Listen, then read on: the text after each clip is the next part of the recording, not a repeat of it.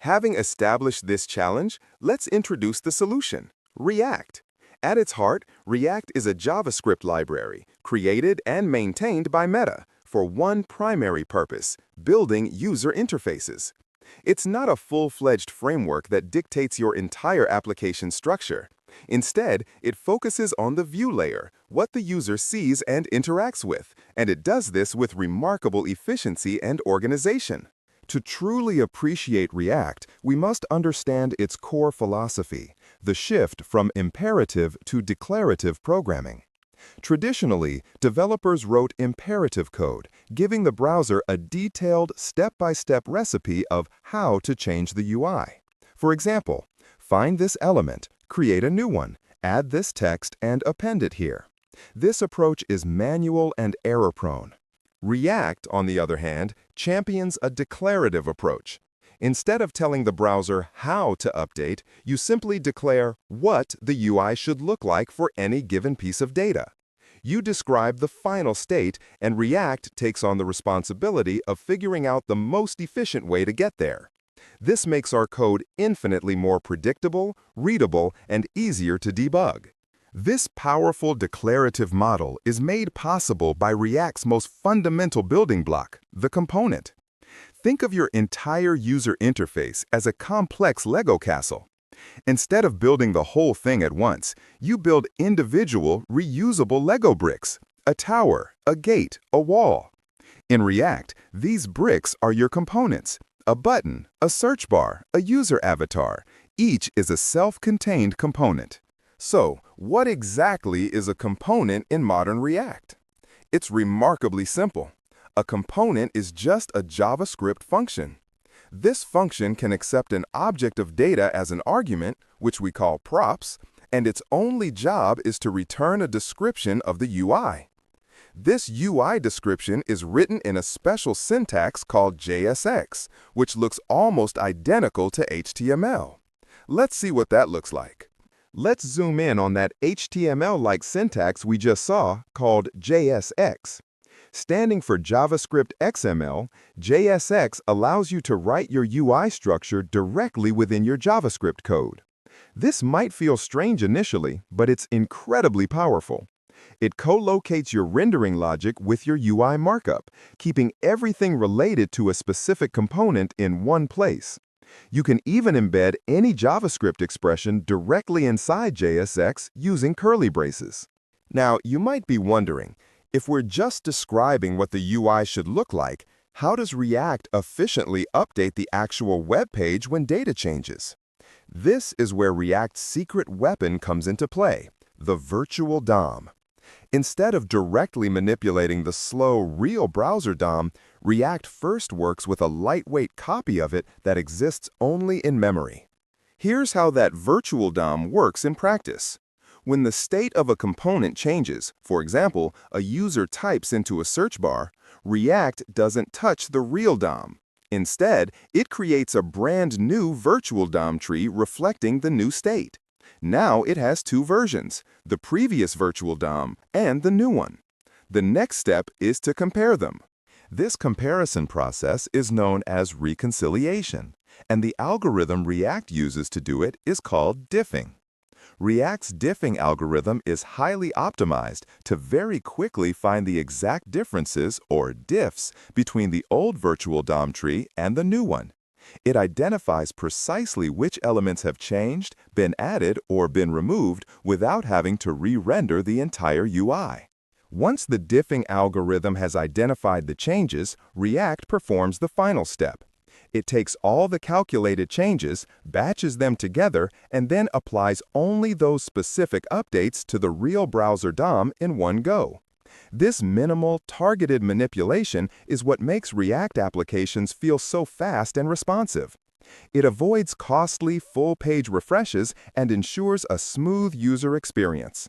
Before we can start building with these powerful concepts, it's crucial to have the right foundation. You don't need to be an expert, but you should be comfortable with the three pillars of the web: HTML for structuring content, CSS for styling, and most importantly, JavaScript. Since React is a JavaScript library, a solid grasp of its fundamentals is non-negotiable. When we say JavaScript, we specifically mean modern JavaScript, often referred to as ES6 and beyond. Modern React code bases are built with these features. You should be familiar with let and const for variable declarations over var, arrow functions for more concise syntax, and the concept of JavaScript modules for importing and exporting code. Mastering these will make your React journey much smoother. Now that we've covered the concepts and prerequisites, let's talk about tools. To develop React applications on your computer, you need a JavaScript runtime environment called Node.js. While your React code ultimately runs in the browser, Node.js is the engine that powers our development tools, runs a local server, and manages our project's dependencies through its package manager, npm. Let's get Node.js installed. The process is very simple.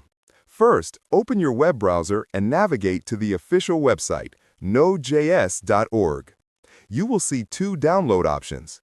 It's very important that you choose the LTS version, which stands for long-term support. This is the most stable and recommended version for nearly all developers. Download the installer for your operating system and simply follow the on-screen instructions, accepting the defaults. After the installation is complete, it's a good practice to verify that everything was set up correctly. You can do this by opening your terminal or command prompt. Type the command node-v and press enter. It should print the version number of Node.js. Then do the same for npm by typing npm-v. Seeing version numbers for both confirms your development environment is ready to go. With our environment ready, it's time to create our first project. In the past, a tool called Create React App was the standard. However, the ecosystem has evolved. Today, the officially recommended tool for starting a new React project is Vite, pronounced Vite.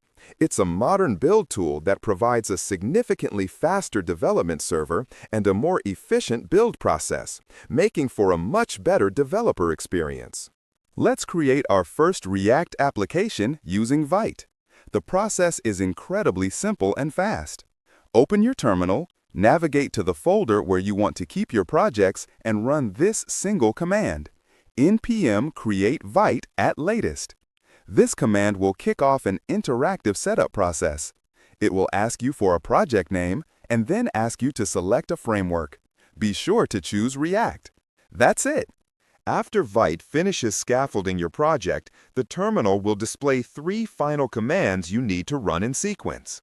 First, cd my React app, or whatever you named your project, to move into the new project directory. Second, npm install to download all the necessary libraries and tools that your project depends on. And finally, npm run dev to start the development server and bring your application to life. Once you run npm run dev, Vite will fire up its lightning-fast development server and provide you with a local URL, typically something like localhost 5173. Open this URL in your web browser and you will see your very first React application running. Congratulations! This live development server is where we'll see all our changes happen in real time. Before we start changing things, let's quickly examine the project structure Vite created for us. The most important folder is src, which stands for source. This is where all of our application's code will live. Inside, you'll find files like app.jsx, our main component, and main.jsx, the entry point for our app. Outside the src folder, the index.html file is the actual page loaded by the browser. Let's first look at index.html. This is a very simple HTML file, but it contains one crucial element, a single div with an ID of root. This div is the container. Your entire React application will be mounted and rendered inside this one element. React will take control of this div and everything within it, but the rest of the index.html file remains largely static. Now let's see how React gets attached to that root div. Open the src/main.jsx file. This file acts as the bridge. It imports your main app component, then uses a React function to find the element with the ID of root in the DOM, and finally tells React to render your app component and all its children inside that element. You'll rarely need to edit this file, but understanding its role is key. Finally, let's open the heart of our application, src/app.jsx. This is your first React component. As we discussed earlier, it's just a JavaScript function that returns some JSX. The default code you see here is what generates the welcome page in your browser. Now for the fun part. Go ahead and change the text inside the h1 tag to something like "Hello React" and save the file. The moment you save the file, did you see the browser update instantly without a full page reload? This magic is called Hot Module Replacement, or HMR, and it's a core feature of Vite. It intelligently swaps out only the component you edited in real time while preserving the state of the rest of your application. This creates an incredibly fast and seamless feedback loop, which will dramatically speed up your development. And that's a wrap on our foundational tour. Let's quickly recap what we've accomplished. We started by understanding the why behind React, then demystified its core concepts like the declarative approach, component architecture, JSX, and the virtual DOM.